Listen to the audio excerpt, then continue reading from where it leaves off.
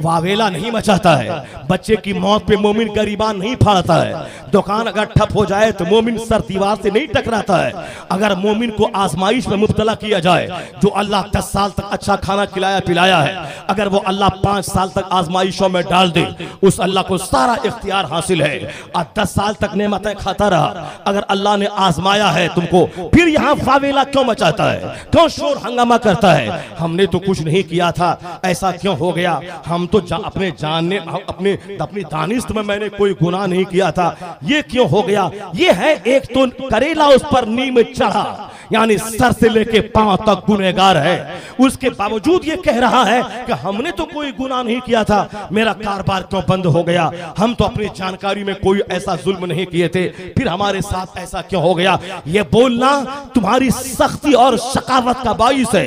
ये मत बोल के हमने कुछ नहीं किया था। जब औलाद मर जाए, औलाद बीमार हो जाए, कारोबार ठप हो जाए, मत बोलना कि हमने तो कुछ नहीं किया था। तुमने वो किया है, सुन ले क्या किया है। जो फजर की नमाज छोड़ता है वह हराम और गुनाह कबीरा है, जो जोहर की नमाज छोड़ता है वह हराम और गुनाह कबीरा है।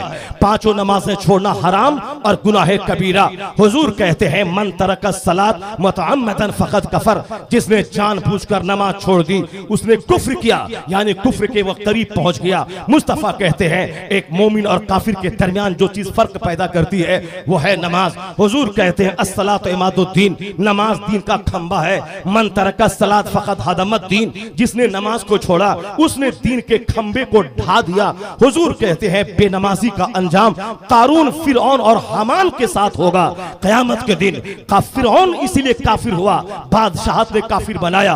जो इख्तिदार मनसब चौधराहट की वजह से नमाज छोड़े उसका अंजाम फिरौन के साथ होगा। हामान फिरौन का वजीर था, वजारत की वजह से वो फिरौन का साथ दिया, काफिर हुआ। जो नौकरी की वजह से नमाज ना पढ़े कि फुर्सत नहीं मिलती है, उसका अंजाम हामान के साथ होगा।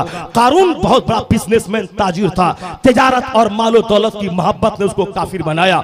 जो तिजारत और बिजनेस करने की वजह से बोले मुझको टाइम नहीं मिलता, उसका अंजाम मरने के बाद कारून के साथ होगा, क्योंकि कारून को बिजनेस और तिजारत ने उसे काफिर बनाया है। तो सरकार फरमाते हैं बेनमाजी के लिए क़यामत में कोई नूर नहीं, कोई बुरहान नहीं, कोई रोशनी नहीं, कोई दलील नहीं। सरकार दो जहां फरमाते हैं नमाज मेरी आंख की ठंडक है, नमाज मेरी आंख की ठंडक है। जो नमाज न पढ़े, एक वक्त की नमाज छोड़ना 80 साल तक वो जहन्नम में जलेगा।